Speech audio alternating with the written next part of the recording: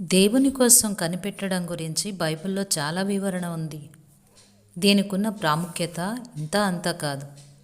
ద్వితీయోపదేశకాండం 2వ అధ్యాయం 31వ వచనం, దేశమును నీకు అప్పగింప మొదలుపెట్టి ఉన్నాను, స్వాధీనపరచుకొన మొదలుపెట్టుము.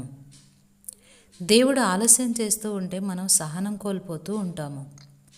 మన జీవితాల్లో కష్టాలన్నీ ఎందుకు వస్తాయంటే మన తొందరపాటు, దుడుకుతనం వల్లనే. ఒక ఫలం పండేదాకా మనం ఉండలేం. పచ్చిగా ఉన్నప్పుడే తుంచేయాలని చూస్తాం. మన ప్రార్థనలకి జవాబు కోసం ఓపికతో కనిపెట్టలేం. మనం అడిగేవి పొందటానికి మనకి చాలా సంవత్సరాల సిద్ధపాటు అవసరమైనప్పటికీ వెంటనే పొందాలని చూస్తాం. దేవునితో నడవాలనుకుంటాం, బాగానే ఉంది. కానీ దేవుడు ఒక్కోసారి చాలా మెల్లిగా నడుస్తాడు. అంతేకాదు, దేవుడు మన కోసం ఆగి ఎదురు చూస్తాడు కూడా. ఆయనతో కలిసి ముందుకు వెళ్ళకపోవడం వల్ల మన కోసం ఆయన సిద్ధపరిచిన ఆశీర్వాదాలని పొందాం. దేవుని సమయం కోసం ఎదురు చూడకపోయినా, సమయం వచ్చినప్పటికీ అలా ఎదురు చూస్తూనే ఉండిపోయినా ఎంతో శ్రేయస్సుని చేతులారా జారవిడ్చుకుంటాం. కదలక ఊరికే కూర్చోవడంలో ఒక్కోసారి మనకి లాభం కలుగుతుంది,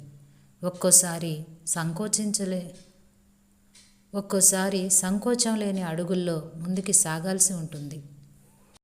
మనం చేయవలసిన పనిని ముందు మనం మొదలుపెట్టిన తర్వాత మాత్రమే నెరవేరే దేవుని వాగ్దానాలు కొన్ని ఉన్నాయి.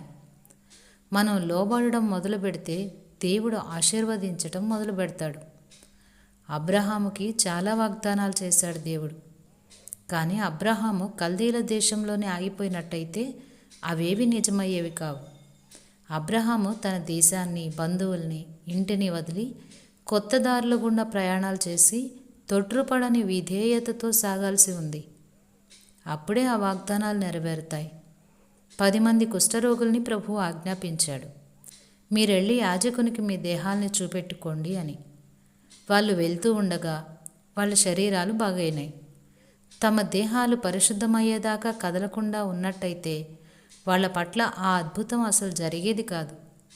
వాళ్ళని బాగు చేయాలని దేవుడు ఎదురు చూస్తున్నాడు. వాళ్ళ విశ్వాసం పనిచేయడం మొదలుపెట్టినప్పటి నుంచి ఆ దీవెన వాళ్లలో పనిచేయడం ప్రారంభించింది. ఇశ్రాయేలీలు ఎర్ర సముద్రం దగ్గర చిక్కుబడిపోయినప్పుడు వాళ్ళకి వచ్చిన ఆజ్ఞ ఏమిటంటే, మీరు సాగిపోవడి. ఇక వేచి ఉండటం వాళ్ళ పని కాదు, లేచి సాహసోపేతమైన విశ్వాసంతో ముందుకు వెళ్ళడమే. వాళ్ళ విశ్వాసాన్ని ప్రదర్శించమని మరోసారి ఆజ్ఞ అయింది. యోర్దాను నది నిండుగా ప్రవహిస్తూ ఉన్నప్పుడు దాని మీదుగా నడిచి వెళ్ళమని. వాగ్దాన దేశానికి నడిపించే ద్వారాలకున్న తాళాన్ని తీసే తాళపు చెవి వాళ్ళ చేతుల్లోనే ఉంది. వాళ్ళు ఆ ద్వారాన్ని సమీపించి దాన్ని తెరిచేదాకా అది తెరుచుకోలేదు. ఆ తాళం చెవి విశ్వాసమే.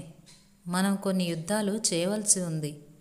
మనం యుద్ధరంగంలోకి దూకినప్పుడు ఒక వ్యక్తి మన పక్షంగా పోరాడతాడు.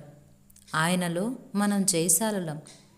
కానీ మనం వణుకుతూ, సందేహిస్తూ మన సహాయకుడు వచ్చేదాకా యుద్ధం మొదలు పెట్టం అని కూర్చుంటే ఆ ఎదురుతెన్నులకి అంతం ఉండేది కాదు. ఇది అవిశ్వాసంతో సమయానికి మించి ఎదురు చూడడం.